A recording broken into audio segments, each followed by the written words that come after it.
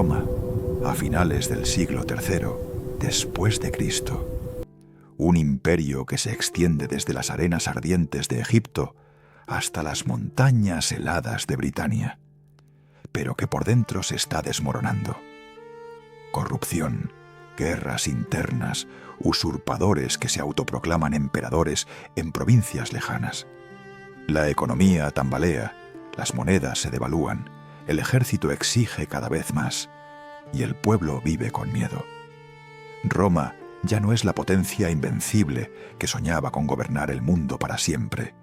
Roma se está desangrando. Y en medio de ese escenario surge una pregunta que divide a familias, a vecinos, a soldados y hasta a esclavos. ¿Qué significa ser romano? ¿Es obedecer a los dioses tradicionales de Júpiter, Marte y Venus? ¿O es seguir a un dios invisible, uno que promete vida eterna pero que exige lealtad absoluta? El dilema social empieza aquí. Padres que obligan a sus hijos a ofrecer incienso en los templos para no levantar sospechas. Hijos que se niegan y provocan la ira de sus propias familias. Esposas que esconden en secreto a cristianos perseguidos, mientras sus maridos, legionarios, juran lealtad a los dioses del ejército.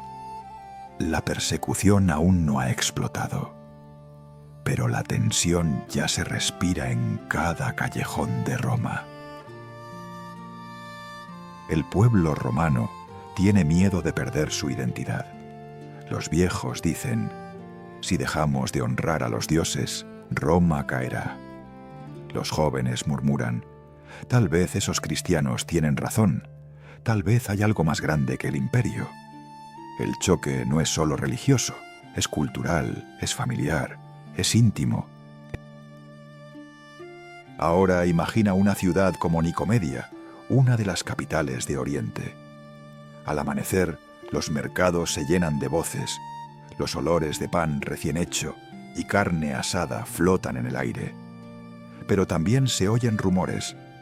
El emperador prepara cambios, el orden volverá, y los que no encajen serán barridos. Nadie lo dice en voz alta, pero todos saben que los cristianos están en la mira. El imperio necesita chivos expiatorios. Las hambrunas, las epidemias, las invasiones bárbaras, todo debe tener un culpable. Y muchos empiezan a señalar a la nueva fe. No sacrifican a los dioses, son ellos quienes traen la desgracia. El dilema moral golpea fuerte. Culpar a tus vecinos para salvar a tu familia, o defenderlos aunque arriesgues tu vida.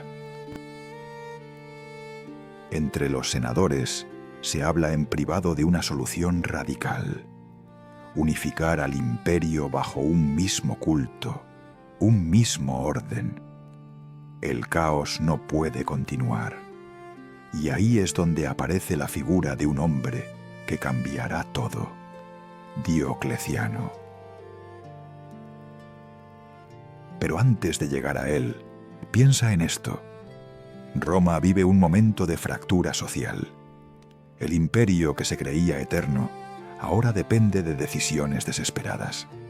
La gente común, familias enteras, viven entre la espada y la pared. Los templos exigen sacrificios. Los cristianos dicen que eso es idolatría. ¿Qué haces si eres padre y tus hijos se niegan a obedecer? ¿Qué haces si tu mujer en secreto sigue a Cristo, pero tu deber como ciudadano es denunciarla? Estos no son problemas abstractos. Eran discusiones en las cenas, en las tabernas, en las filas del ejército. El imperio no solo estaba en crisis política, estaba en crisis de identidad. Y esa tensión iba a estallar de la forma más brutal posible. La gran pregunta era: ¿puede un imperio sobrevivir cuando dentro de sus propios hogares arde un conflicto de fe? Y ese conflicto, esa grieta invisible, es la que Diocleciano intentará cerrar con fuego y sangre.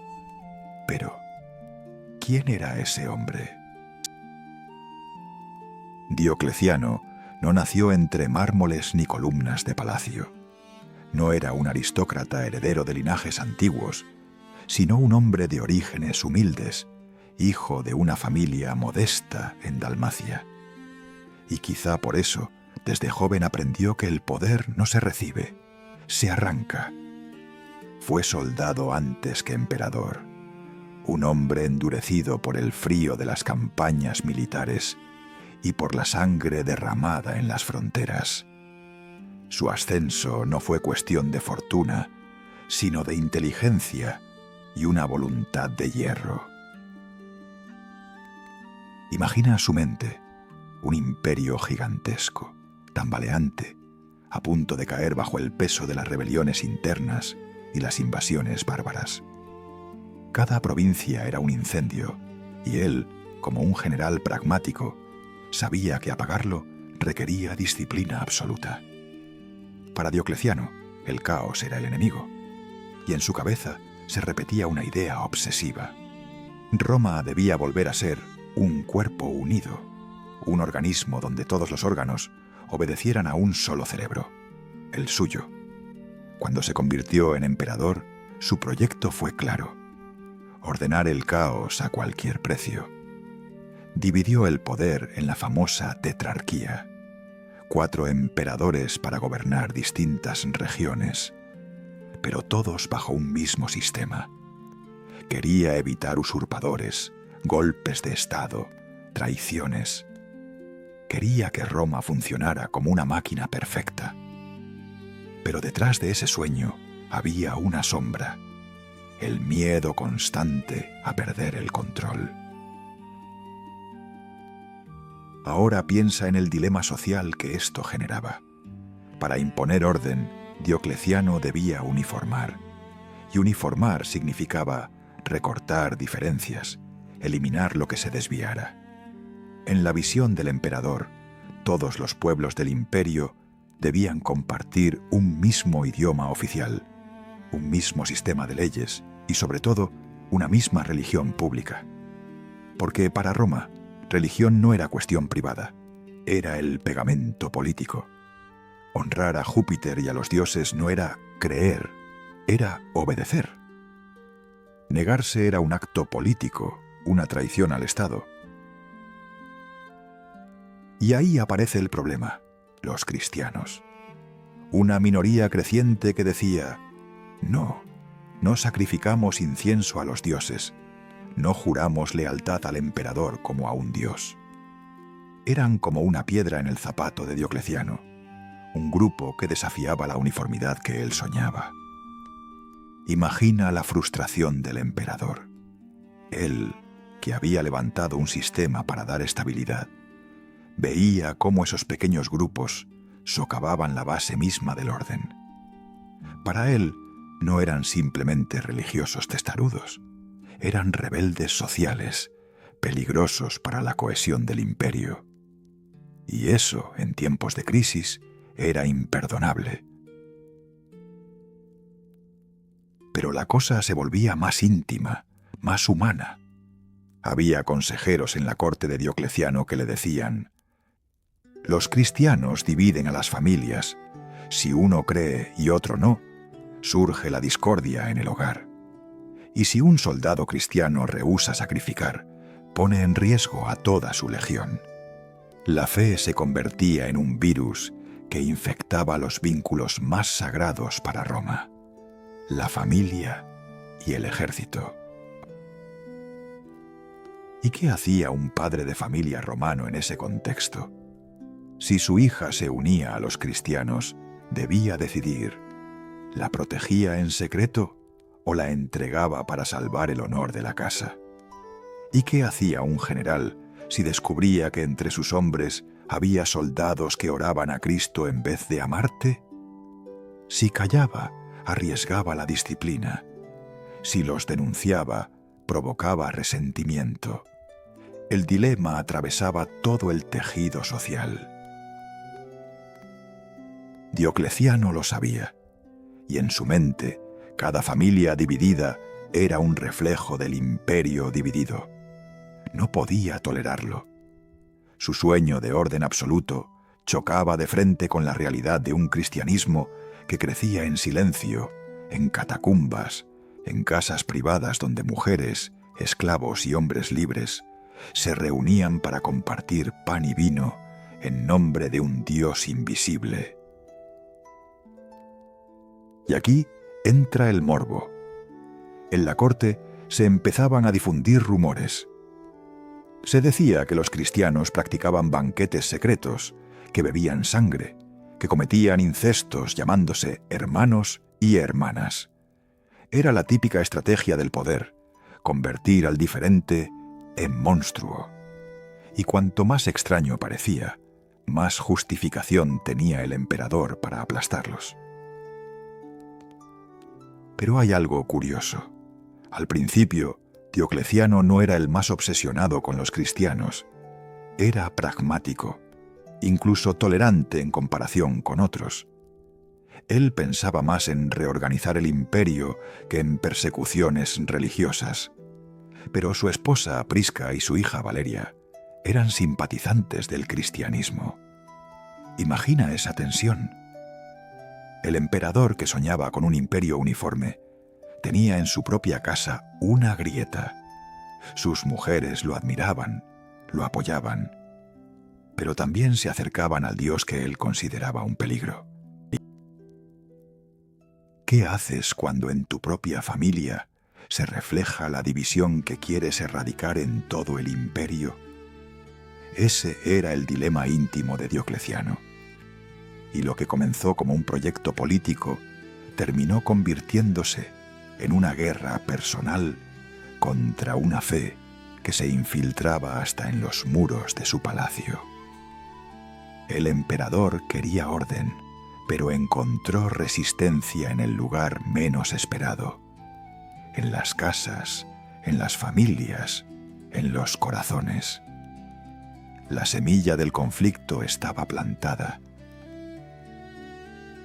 Y lo que venía después no sería un simple choque de ideas. Sería una tormenta de edictos, destrucción de templos, ejecuciones y mártires. La llamada Gran Persecución estaba a punto de estallar. Y la pregunta que flotaba en el aire era brutal. ¿Hasta dónde llegaría un hombre obsesionado con el orden para aplastar a quienes se negaban a inclinar la cabeza? Roma podía controlar ejércitos, levantar murallas y construir acueductos que desafiaban la naturaleza. Pero había algo que no podía detener, lo que pasaba a puerta cerrada en las casas. El cristianismo no se expandió con ejércitos ni con leyes, sino con susurros en los comedores, con oraciones en las cocinas, con gestos sencillos de mujeres, esclavos y comerciantes. Era una fe doméstica, invisible para el Estado, hasta que ya era demasiado tarde. Imagina un hogar romano típico. El pater familias, con su túnica blanca, manda en todo. Su esposa se ocupa de la casa, sus hijos obedecen, los esclavos sirven. Todo parece en orden. Pero en la penumbra de la noche, cuando el padre se duerme, la madre enciende una pequeña lámpara de aceite, se reúne con su hija adolescente y con 2 esclavos, y susurra oraciones al Dios de los cristianos. Ese simple acto era dinamita pura contra el orden social romano. ¿Por qué? Porque la familia era la célula más sagrada del imperio, y si dentro de ella surgía división, el Estado entero estaba en peligro. El dilema social era devastador. Obedecer al padre, que exigía sacrificios a los dioses romanos, o seguir a la madre, que hablaba de un Dios invisible. Hijos que denunciaban a sus padres, esposas que ocultaban a sus maridos perseguidos, hermanos enfrentados entre la lealtad al imperio y la fe que se colaba en sus corazones. Los romanos veían con horror que el cristianismo no distinguía clases sociales. En la misma mesa podía sentarse una noble romana y un esclavo. En la misma oración se abrazaban hombres libres y prostitutas arrepentidas. Esa igualdad era un insulto al orden establecido. Imagina el morbo de un senador romano al descubrir que su hija, criada entre lujos, compartía pan y vino con esclavos de su villa y que llamaba hermano a un hombre que, según la ley, era su propiedad. Los rumores crecían. Se llaman hermanos y hermanas, pero luego se casan entre ellos. Seguro son incestuosos. Beben sangre en sus ritos. Seguro sacrifican niños. Cuanto más secretos guardaban los cristianos, más monstruosa se volvía la imaginación popular. Y ese morbo fue el arma perfecta para justificar lo que vendría. Pero dentro de las casas, el drama era real, humano. Un soldado romano volvía de campaña y descubría que su esposa se había bautizado en secreto. Tenía dos opciones: denunciarla y mantener intacto su honor, o callar y arriesgarse a ser acusado de traidor. Una joven recién casada veía a su marido ofrecer incienso a los dioses en público, pero por la noche él le confesaba entre lágrimas: «Creo en Cristo, pero tengo miedo de morir». Esa tensión destrozaba matrimonios. El cristianismo también se filtraba en los cuarteles. Imagina a un legionario rodeado de sus compañeros, todos ofreciendo sacrificios antes de la batalla. Y él, en silencio, se niega. ¿Qué pesa más? ¿Su fe o la lealtad al escudo y a los camaradas que pueden salvarle la vida? Ese dilema era insoportable. Un soldado dividido es un ejército débil, y Roma no podía permitirse debilidad. En las plazas, en los mercados, los chismes se mezclaban con el miedo. Se decía que los cristianos eran responsables de las desgracias, la peste, las hambrunas, los fracasos militares. Era más fácil culparlos que aceptar que el imperio estaba enfermo por dentro. Y así, vecinos que habían compartido vino durante años empezaron a desconfiar unos de otros. Una mujer romana miraba a su vecina y pensaba: ¿será cristiana? ¿Debo denunciarla antes de que alguien me denuncie a mí? El miedo corrompía los vínculos más sencillos de la vida cotidiana. Pero lo más perturbador era que la fe cristiana no necesitaba templos fastuosos ni sacrificios públicos. Bastaba con una reunión en una casa, con una comida compartida, con un gesto de solidaridad. Y eso lo hacía indestructible. Mientras más se intentaba sofocar en público, más fuerte se volvía en lo privado. El dilema estaba servido. Roma podía quemar iglesias, pero ¿cómo quemas un hogar? ¿Cómo destruyes una fe que se transmite de madre a hijo, de esclavo a amo, de esposa a marido? Y ese fue el gran miedo de Diocleciano. No era una secta marginal de fanáticos en catacumbas, era una fe que se filtraba en los muros de mármol, en los palacios, en las familias más poderosas. El enemigo estaba dentro, en la intimidad de las casas. Lo que venía a continuación sería brutal. El intento desesperado de arrancar esa fe de raíz, con leyes, con fuego y con sangre. Porque para el emperador el dilema ya no era solo político, era personal.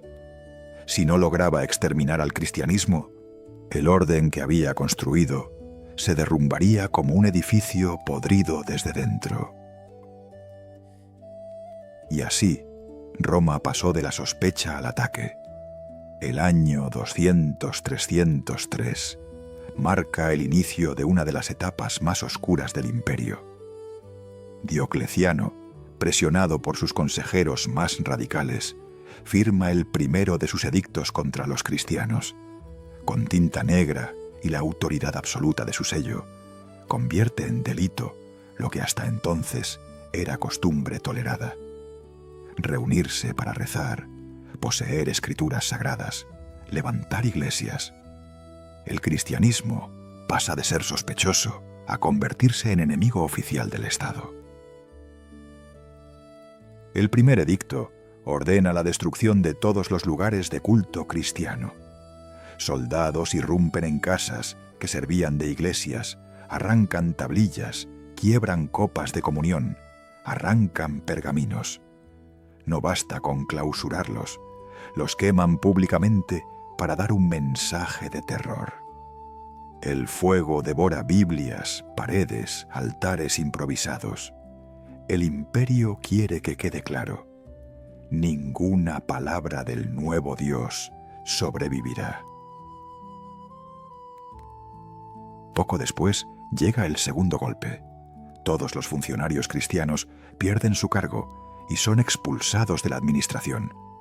Jueces, gobernadores, soldados de alto rango se ven forzados a elegir: renunciar a su fe o perderlo todo. El dilema es cruel. ¿Defiendes tu creencia o proteges el pan de tus hijos? Familias enteras caen en la ruina porque un padre decide permanecer fiel a Cristo en lugar de al César. El tercer edicto aumenta la presión. Todo ciudadano debe ofrecer sacrificios a los dioses romanos. No hacerlo equivale a traición. En las plazas se levantan altares improvisados. Los nombres de los vecinos son leídos en voz alta. Cada uno debe acercarse, tomar el incienso y dejarlo caer sobre las brasas ante la estatua del emperador. Un gesto sencillo que significa sumisión al poder imperial. Algunos ceden temblando, otros se niegan con la frente erguida. Los que rehúsan son golpeados, encadenados o enviados a prisión. El morbo se apodera del pueblo. Observar quién cede y quién resiste se convierte en un espectáculo. El cuarto edicto es el más brutal: la obligación universal de sacrificar. Hombres, mujeres y hasta niños son arrastrados para cumplir. Si alguien se resiste, la pena es la muerte. El imperio ya no tolera grietas, quiere sangre, quiere obediencia absoluta. Y aquí se desata el drama humano. Madres obligadas a presenciar cómo torturan a sus hijos para forzarlas a renunciar. Esposos que traicionan a sus esposas para salvar su propia piel. Vecinos que delatan a amigos de toda la vida por miedo a ser acusados de encubridores. El tejido social romano se desgarra. Ya no se trata de cristianos contra paganos. Es una lucha de todos contra todos. Un clima de sospecha en el que cualquiera puede ser verdugo o víctima. En las cárceles, los cristianos abarrotan las celdas. Hombres encadenados a la espera de juicio. Mujeres que cantan himnos mientras sus cuerpos muestran las marcas de los látigos. El morbo circula por las calles. Relatos de jóvenes vírgenes torturadas, de ancianos quemados vivos, de familias enteras llevadas al circo. El pueblo asiste a los espectáculos como si fueran fiestas, pero al caer la noche, muchos se preguntan en silencio: ¿y si mañana soy yo quien deba elegir? El dilema social alcanza un punto insoportable. En cada hogar se habla en voz baja: ¿vale la pena morir por un Dios invisible? Algunos cristianos optan por ceder públicamente, ofreciendo incienso a los dioses, pero en secreto mantienen su fe.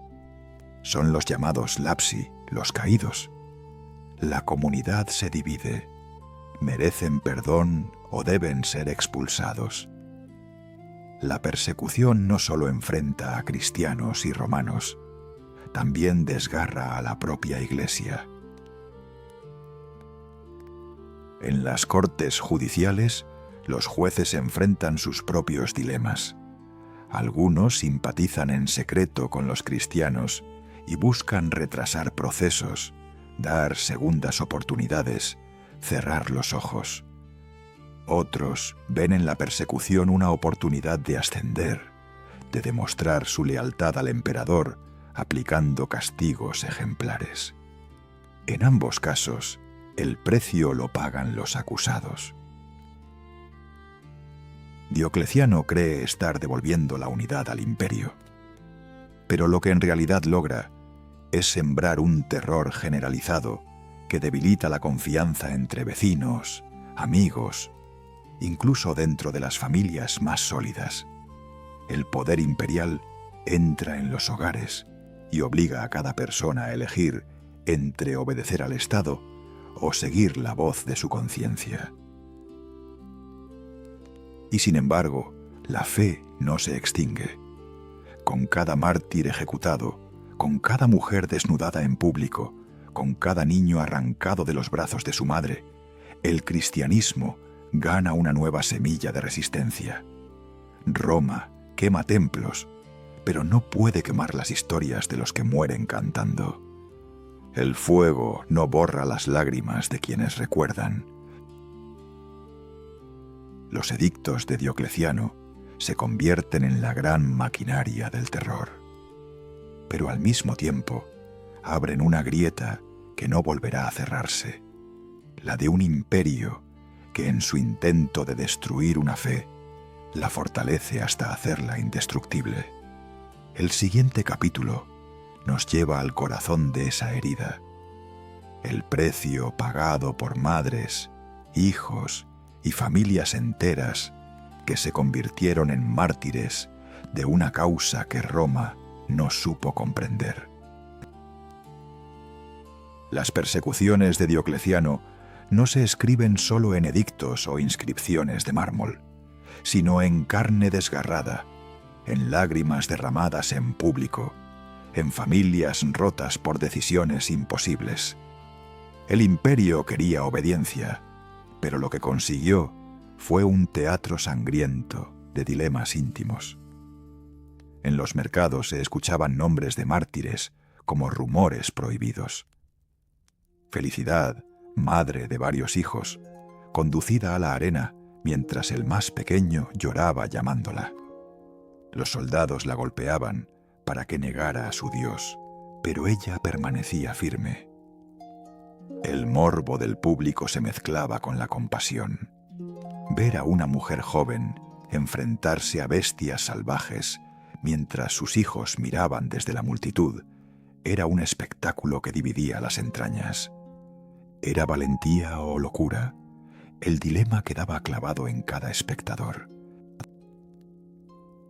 No eran solo mujeres, hijos adolescentes, arrancados de sus familias, se negaban a sacrificar y eran azotados hasta la muerte.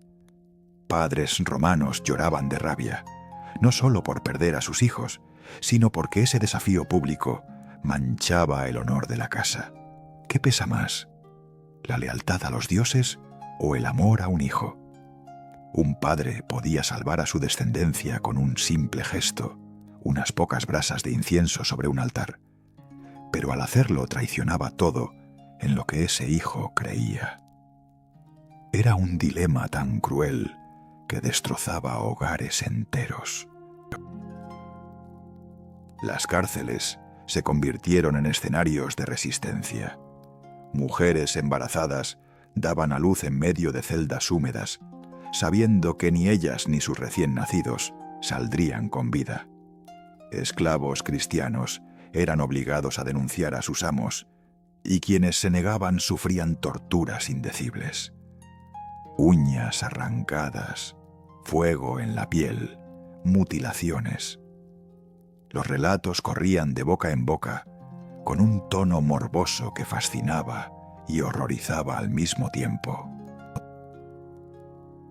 En los pueblos más pequeños, la persecución tenía otro rostro. Vecinos de toda la vida se acusaban entre sí. Un tendero señalaba a la mujer que compraba pan cada mañana. Es cristiana, no sacrifica. Esa denuncia, a veces hecha por miedo o por envidia, terminaba con una familia entera arrastrada al centro del pueblo. Allí, frente a todos, debía decidir si obedecer al edicto o morir. Los dilemas sociales ya no se discutían en el Senado, se vivían en la plaza, en la intimidad expuesta de las comunidades. Muchos cristianos cedían, pero otros resistían con una obstinación que desesperaba a las autoridades. Había relatos de jóvenes vírgenes que eran desnudadas en público para humillarlas, y en lugar de clamar por piedad, cantaban himnos. Esa provocación convertía la ejecución en un espectáculo doble: el morbo de la humillación y la incomodidad de una dignidad que no se podía quebrar. Los jueces, encargados de dictar sentencia, también vivían sus propios infiernos. Algunos buscaban excusas para soltar a los acusados, retrasaban juicios, aceptaban sacrificios simbólicos, fingían no ver.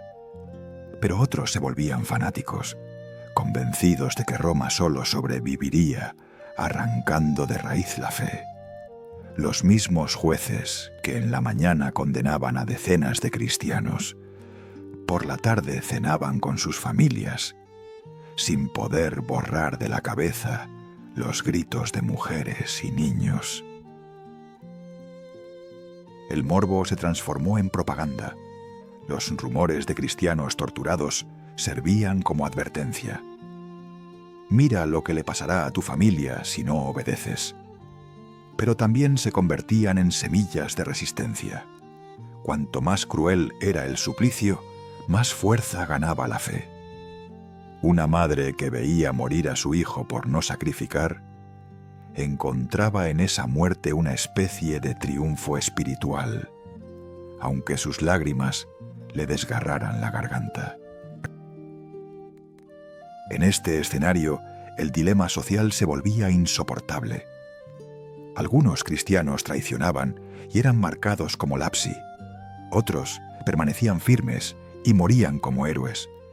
La comunidad se dividía. ¿Quién tenía razón? ¿El que protegía su vida y a su familia o el que prefería morir fiel? Esa pregunta no se quedó en el siglo III. Es la pregunta eterna de las sociedades enfrentadas a la opresión. Las historias de mártires recorrieron el imperio como fuego.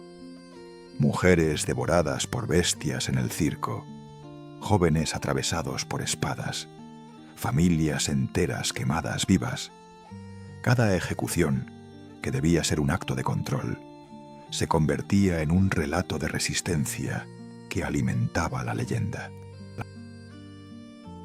Diocleciano quería un imperio unido, pero lo que logró fue un espectáculo sangriento que revelaba la fractura más profunda. El poder podía obligar a los cuerpos, pero no podía dominar las conciencias. Y en ese fracaso silencioso estaba el principio del fin. Lo que vendría después mostraría que ni el terror, ni la sangre, ni los edictos podían salvar al imperio de su propia debilidad.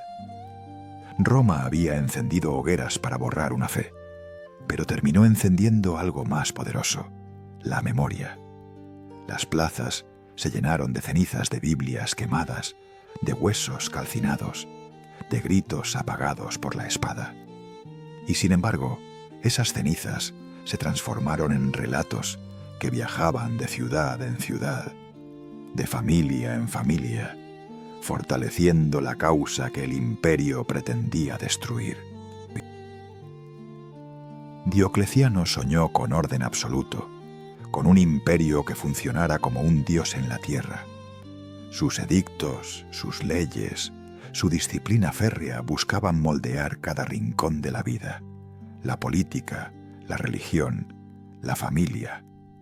Pero ese sueño tenía un enemigo invisible, la conciencia de millones de personas que decidieron que el poder de Roma no podía entrar en sus almas. El dilema social se hizo evidente. ¿Qué ocurre cuando un Estado pretende gobernar no solo el cuerpo, sino también la fe? Roma obligaba a sacrificar, pero muchos lo hacían solo con la mano, mientras en su corazón se mantenían fieles a Cristo. Otros se resistían abiertamente y morían. En ambos casos, el control absoluto era imposible. El imperio podía mandar sobre la carne, pero no sobre la voluntad. La paradoja era brutal. Cada mártir, en lugar de debilitar la fe, la reforzaba. Los relatos de mujeres que morían cantando, de hijos que se enfrentaban a sus padres por fidelidad a Cristo, de esclavos que soportaban torturas sin delatar a sus amos, se convirtieron en ejemplos que inspiraban a miles. El poder del morbo se transformó en propaganda cristiana. Lo que debía ser terror se volvió testimonio. Mientras tanto, Roma se desgastaba. La economía seguía hundiéndose, las invasiones no cesaban, la corrupción se multiplicaba. El imperio estaba obsesionado con apagar un fuego en su interior, sin ver que las murallas empezaban a caer desde fuera. Diocleciano terminó abdicando, exhausto, retirado en su palacio de Dalmacia, rodeado de jardines, intentando olvidar que su gran proyecto de orden había fracasado. Y sin embargo, en las casas, en las aldeas, en las ciudades, el cristianismo seguía vivo. Mujeres transmitían las historias a sus hijos. Soldados que habían visto morir a sus compañeros se unían en secreto a la fe.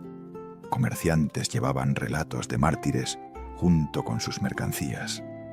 Roma había querido borrar un credo, pero terminó esparciéndolo por todo el imperio. El dilema familiar, social y político había dejado cicatrices imposibles de curar. Esposos que habían denunciado a sus esposas ya no podían mirarlas a los ojos. Hijos que habían sobrevivido tras ver morir a sus padres cargaban con una herida que ninguna victoria militar podía sanar. La persecución había querido unir al imperio, pero lo había dividido hasta la médula. Y ahí estaba la gran ironía. Pocos años después, el cristianismo, esa fe perseguida con fuego y sangre, sería reconocida oficialmente por el imperio. El mismo poder que intentó borrarla terminaría arrodillado ante ella. El fracaso de Diocleciano no fue solo político, fue humano, porque al intentar dominar las conciencias, reveló que lo más íntimo del ser humano, la fe, la esperanza, la lealtad, no puede ser doblegado ni con espadas ni con hogueras. Roma quiso ser Dios, y en ese intento firmó su sentencia. Y el cristianismo, nacido en casas humildes, defendido por madres, hijos y esclavos, sobrevivió al imperio que lo quiso destruir.